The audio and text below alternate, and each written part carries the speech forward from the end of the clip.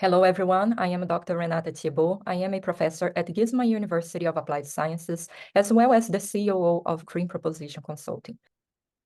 My topic today is Interregional AI Governance, Advancing E-Trade Cooperation for Economic Growth and Digital Transformation in Africa. Artificial intelligence is projected to contribute $15.7 trillion to the global GDP by 2030. However, most of these positive impacts translated into economic growth will be mostly felt on global north countries. In countries like Africa or the developing countries in Asia, for example, this growth is much smaller. It will contribute 5.6% of GDP also in 2030. In Africa, it is essential to promote e-trade and ensure effective AI governance because regional economic integration can promote innovation. However, there is a very complex regulatory landscape that poses as challenge.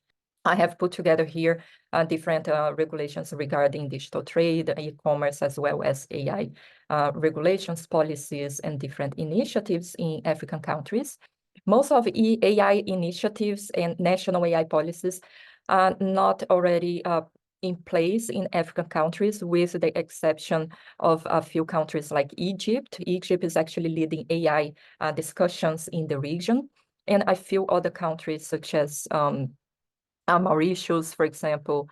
And however, most of the countries, they have preferred to focus a little bit more on ICT directives to boost the technologies in the countries, also the tech industry. And regarding e-commerce, some countries do possess regulations such as e-transaction laws, data protection, privacy laws, consumer protection law, and cybercrime laws.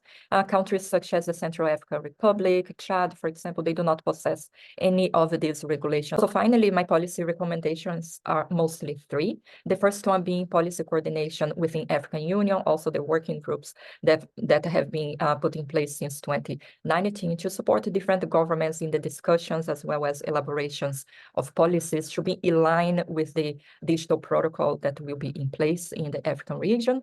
The second one being the implementation of digital trade harmonized procedure, such as simplified and less bureaucratic import-export process, more specifically for digital trade, and also harmonized tax schemes to boost the digital trade in the region.